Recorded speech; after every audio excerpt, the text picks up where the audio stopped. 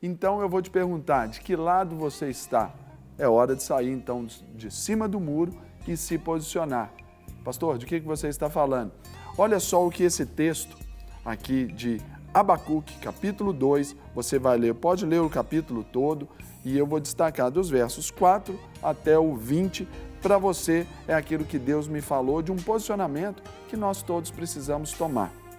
E diz assim, no verso 2, então o Senhor me respondeu, escreva claramente a visão em tábuas para que se leia facilmente, pois a visão aguarda um tempo designado. Ela fala do fim e não falhará. Ainda que demore, espere-a, porque ela certamente virá e não se atrasará. Escreva. O ímpio está envaidecido. Os seus desejos não são bons. De fato, a riqueza é ilusória e o ímpio é arrogante e não descansa. Ele é voraz como a sepultura e como a morte. Nunca se satisfaz. Apanha para si todas as nações e ajunta para si todos os povos. Esse livro de Abacuque, ele em especial para mim, me chama a atenção por vários aspectos. Primeiro, pelo nome do profeta. Sabe o que significa Abacuque? Significa abraço, ou no caso dele, aquele que foi abraçado por Deus. Eu acho que é tudo aquilo que nós precisamos. Então, para nos decidirmos, para sairmos do muro, é necessário então que a gente escolha o abraço de Deus. Mas aqui, nesse capítulo todo, ou até no livro de Abacuque todo, meu querido telespectador, querida telespectadora, esse livro vai nos falar de uma relação muito próxima desse profeta, onde as suas intervenções se davam através do diálogo com Deus, ou seja, o valor da oração quando Deus trazia essas palavras a ele de mudança. E lá, eles viviam sim num contexto muito semelhante ao que nós vivemos hoje, de uma dissolução moral, de uma crise econômica, financeira naquele tempo, mas tudo porque o povo havia abandonado o Senhor.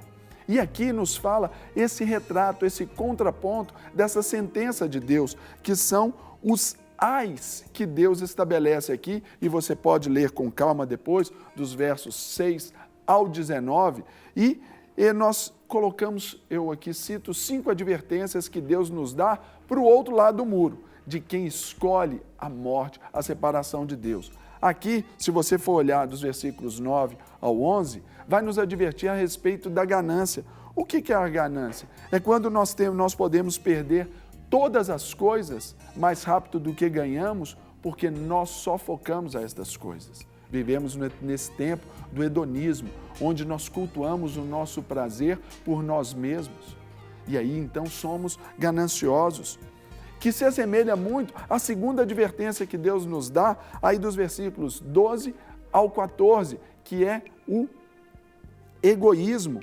É quando nós deixamos de pensar no outro e pensamos em apenas nós mesmos.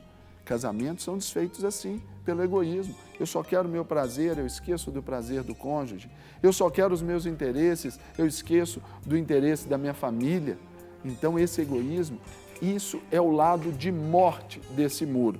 Terceira advertência, a forma de tratar com os outros. Você vê do 15 ao 18, dos versículos 15 ao 18, essa forma quando nós queremos passar por cima das pessoas, não medimos os esforços para maltratar o outro, para alcançar o quê?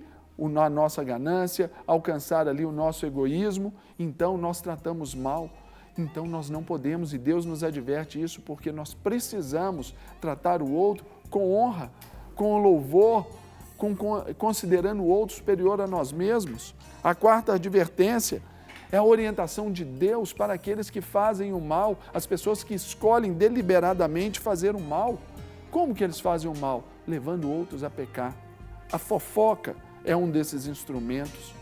A maledicência, a rebeldia, é quando nós colocamos para fora aquilo que há de pior em nós e desejamos o mal para o outro, ou levamos o outro a pensar, vendendo essa nossa ideia facciosa. E a quinta advertência que Deus nos dá é de colocar todas as coisas antes de Deus. Mas não para por aí. Deus não faz só essas advertências, mas também Ele nos sinaliza a respeito daquilo que podemos fazer para escolher o lado bom desse muro. O primeiro ponto é o quê? É a nossa fé. Fé é esse sentido de compreender aquilo que nós não vimos, de esperar aquilo que nos foi prometido, é conhecer a promessa de um Deus a quem nós não vemos.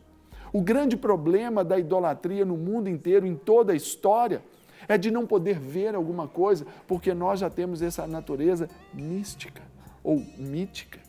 Então nós precisamos desenvolver a fé por aquilo que nós não vimos, mas tendo a convicção destes fatos que se cumprirão na nossa vida. Isso é escolher o lado bom do muro. O segundo ponto é a justiça. É escolher que Deus é a nossa justiça. Se fazemos coisas boas, certamente nós vamos colher coisas boas. A Bíblia, em 1 Pedro, nos ensina que a gente tem que estar sempre preparado para dar resposta a todos que pedirem a razão da esperança que há em nós, fazendo com mansidão e temor, para que fiquem envergonhados os que difamam o nosso bom procedimento. É quando nós andamos correto com as coisas. O terceiro ponto que Deus nos ensina e nos atrai para o lado bom dessa história é a nossa humildade. Precisamos ser humildes, é nos abaixar para reconhecer a soberania de Deus, nos abaixar para conhecer o favor de Deus e que nós, sem Ele, nada. Ou seja, nós com Deus, tudo. Nós com Deus somos maioria. Nós sem Deus não somos nada. É reconhecer isso em humildade. O quarto ponto desta matéria que Deus aqui nos ensina é o quê? Amor pelos outros. Essa compaixão. Às vezes, nós pensamos na dor do outro e nos esquivamos, mas o amor é isso, é pegar a sua própria dor, colocá-la no bolso e ir ao encontro da necessidade para ajudar a dor do outro, a sarar a dor do outro. Isso é lindo, isso é tremendo, é isso que Deus quer para que a gente escolha o lado bom do muro. E também, claro, é vigiar aqueles que são os nossos desejos. O que motiva você? O que motiva para você querer conquistar? Quais são as suas prioridades? É isso que Deus quer, porque aqui, se a gente olhar nesta própria palavra de Abacuque, no verso 20, onde nós encerramos, diz: o Senhor, porém, está em seu santo templo, diante dele fique em silêncio toda a terra. Ou seja, escolhamos esse lado bom para que a terra se cale, para que ouçamos a voz do Senhor. E é só nesse outro lado do muro é que a gente vai poder ouvir a voz de Deus. Amém? Então tem esses lados. O lado ruim, os pontos que nos advertem, mas também tem esses pontos que também nos motivam ao lado bom do muro, o lado bom da força, o lado bom de Deus, onde nós podemos viver e seguir em paz. Que Ele te abençoe nesse dia. E agora, peço a nossa querida Carol Malta, oficial, para orar por nós. Amém. Carol, de que lado do muro você está? Eu estou do lado do lado negro da força ou do lado bom da força? Do lado bom da força. Nome de Jesus. E se você estava do lado negro, sai desse lado, filho. Sai desse lado. Vai para o lado bom da força. Com certeza. O reino de Deus ele é tomado por esforço. Então, esforça-te e vá para o lado bom, sim. Eu vou orar nessa manhã para que o Senhor te fortaleça. Para que você esteja sim desse lado bom da força, sendo renovada e fortalecida no Senhor cada dia mais, para não sair do lado certo. Pai, nós te agradecemos, nós te somos gratos, nós te amamos, nós te bendizemos, nós te glorificamos, nós te adoramos, Deus.